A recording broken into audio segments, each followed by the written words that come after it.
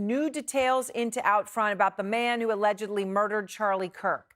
The suspect's name is Tyler James Robinson, and Out Front just spoke to a man who worked with the 22-year-old as recently as 2 weeks ago. So 2 weeks ago, the man you see on your screen was at work. The two were both doing electrical work at what our source, who did not want to be identified, describes as a big custom house in Santa Clara, Utah. He says Robinson was, quote, a little abnormal, didn't talk to anyone. He was a quiet dude, and he didn't like talking unless spoken to. He stays in the back, and I knew from word of mouth from coworkers that he was not fond of Trump or Charlie Kirk, obviously.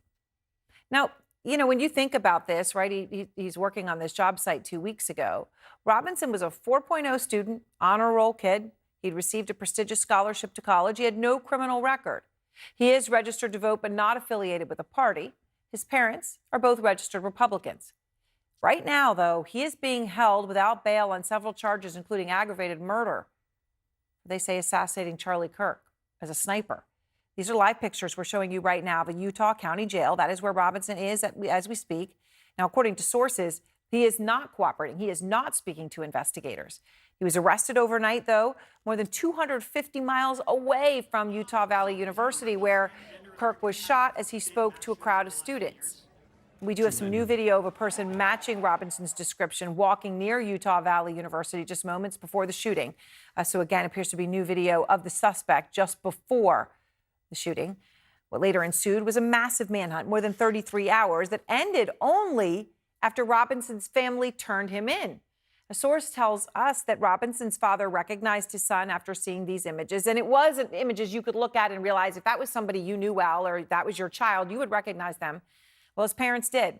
And when confronted by his father, Robinson confessed, according to another source. But according to our John Miller's reporting, Robinson did not want to surrender. And he told his father, according to John's reporting, quote, "I would rather kill myself than turn myself in." Now, police say that one of Robinson's family members eventually reached out to a family friend, contacted the sheriff's office.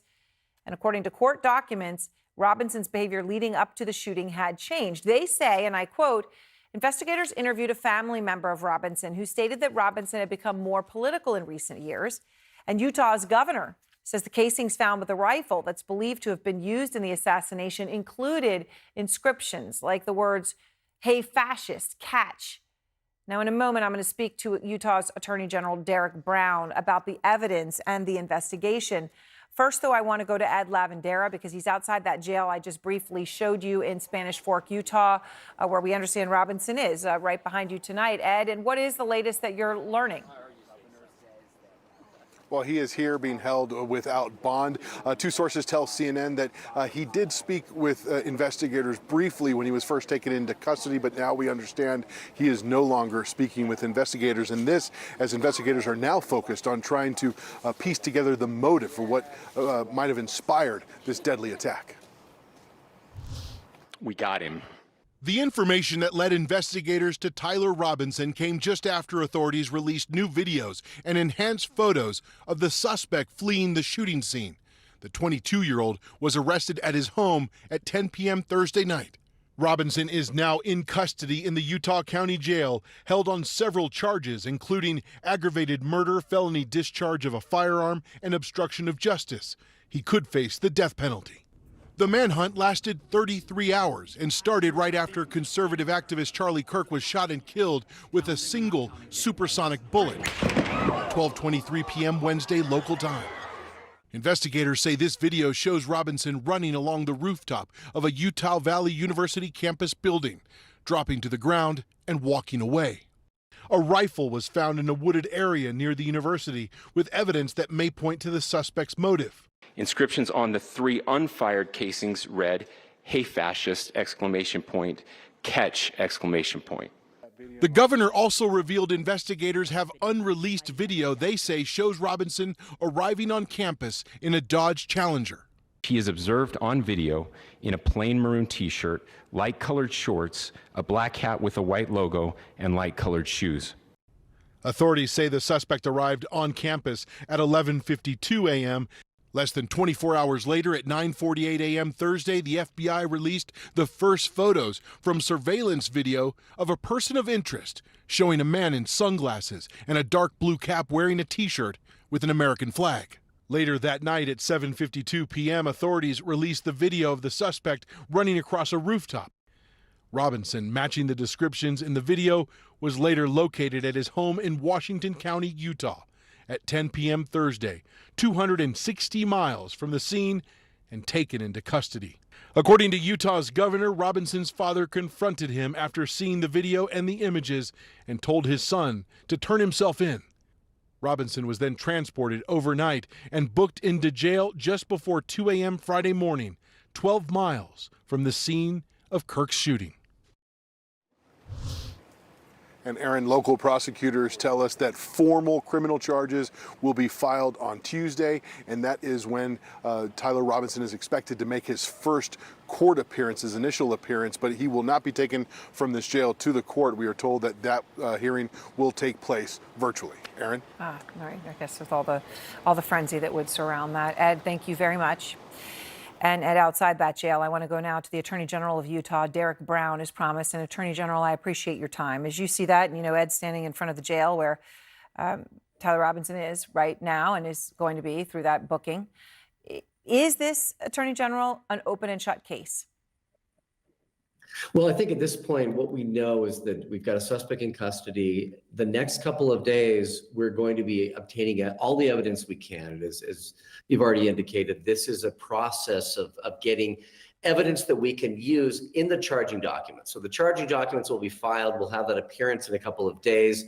And then our goal now is to identify everything that we can, get the kind of information that we can to, essentially assure that we have the right charges. We, at the county level, where your reporter is, we've had great work done, but we've also worked together with federal law enforcement as well. And so really this has been, I think, a model of cooperation from the highest levels of the Department of Justice all the way to the county level here in Utah.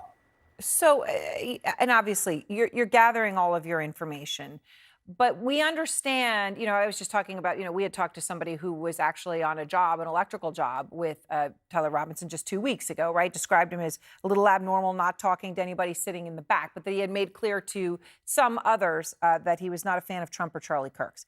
These are just the little data points, right, that are coming in. I understand, Attorney General, that the suspect is not talking to investigators right now, although he might have briefly at the beginning. Is there anything you can share with us about what he said then or about his demeanor? Anything about how he is conducting himself right now? At this point, I can't, because we're going to be involved in the prosecution. But what I can promise is that we're doing two things. Number one, we're collecting all the information we can, doing every conceivable avenue that's out there to collect information about what happened, people he's talked to, and that sort of thing. And then we will use that to ensure that he is brought to justice. And all options are on the table for that. All right, so justice. What does that mean in your view in this case? What is justice? Well, justice is ensuring that the individual is held accountable for what he did. I mean, that's the real process that we have to go through right now, is identifying all of the relevant facts, making sure that the charges that are brought are appropriate. And, as the governor mentioned, all the options are available at this table. They're all on the table. President Trump earlier, was very direct. He said, I hope he gets the death penalty. Do you want to see the death penalty in this case? I mean, obviously, in your state, it's been used only 8 times since it was reinstated in 1976. But it is a possibility in the state of Utah. Is that, and the president, has certainly made his view clear. Do you agree? Yes. Well, at this point, it's hard to say, and I can't comment on it because I am so close to this, and I'm on the actual prosecution. But that being said, I mean, it is something that, as I mentioned, when I say that everything is on the table, that's clearly part of the issues that we are looking at. And in terms of charges, that's what will be on the table. All right. Well, I appreciate your time, Attorney General. Thank you very much for joining us on this Friday, all these major developments here. The former president of Brazil, Jair Bolsonaro, is facing 27 years in prison for his attempt to overturn an election. Bolsonaro was convicted by Brazil's Supreme Court yesterday for conspiring against democracy and attempting a coup in the wake of his 2022 election defeat, creating quite the contrast to the U.S., where Donald Trump managed to dodge almost all accountability for fomenting the big lie and the January 6th insurrection. A new op-ed in the New York Times puts it rather plainly. The Brazilian Supreme Court did what the U.S. Senate and federal courts tragically failed to do: bring a former president who assaulted democracy to justice. All of my Brazilian friends will remind us that this is a country that has seen a military dictatorship in my lifetime, and that means that the stakes for them were not theoretical. They were very, very real. They were high. And look, I think that a conviction is not a cure-all here, right? It doesn't mean that the polarization is gone that exists in Brazil. Former President Bolsonaro has a lot of actually support for his brand of politics, if you will, his ideology, particularly in Brazil, particularly among evangelicals and more conservative individuals. It's apparent that he also has support here in the United States. I just want to note this is what Secretary Rubio had to say. I'll read a portion of it. He says the political persecutions by sanctioned human rights abuser Alexandre de Moraes continue as he and others on Brazil's Supreme Court have unjustly ruled to imprison former President Jair Bolsonaro. The United States will respond accordingly to this witch hunt. So, I mean, he has support of what at one point was the greatest one of the greatest democracies in the history of the world, leader of the free world, the United States of America. But I will say this was really, really, really, really, really important for Brazil to do. And the coup that was attempted, people have to remember, on January 6th, the people that took up arms against the Capitol to disrupt the certification of the votes, they went home. No one was arrested at the Capitol that day, but the opposite happened in Brazil. They literally had people on zip ties on the curb sending a message. And now this conviction sends another message. Well, and I just want to underscore two things that Simone said there, Michael. Why are we talking about this story outside of the fact that Brazil is a huge global power and what happens in Brazil is important inherently? It's also important when you hold it side by side what has happened here in the United States and the parallelisms with what happened on January 6th and the aftermath of January 6th cannot be denied, whether it is what happened from the legislative branch, whether it is what happened in the judiciary. This is a choose your own ending with a very different ending.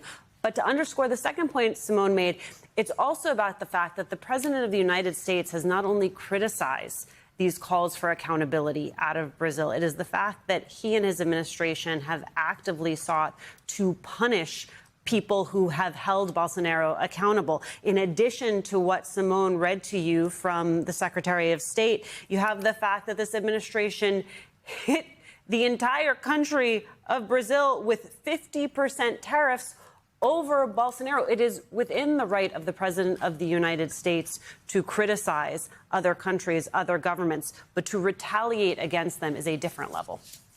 And it's our coffee. The coffee done went up, Michael. Messing around with Bolsonaro. The coffee is up. For why? No real reason. I got nothing. Why? But well, Michael, you do have something, because here you actually have an example. At the end of the day, conviction is the message is accountability. The Supreme Court of Brazil respects the rule of law, and they respect the process. And most importantly, they demand accountability. And in America, it just don't matter. They don't care. And so when people look at this story, they say, so what? And that tells us a lot about generationally where we are here, because the parallels are very clear. I mean, when you look at the track, one former president tried to overturn democracy as it was in that country and was held accountable. Another president did the same here at home and wasn't, and had many opportunities, starting with the U.S. Senate. And everybody went, oh, not today.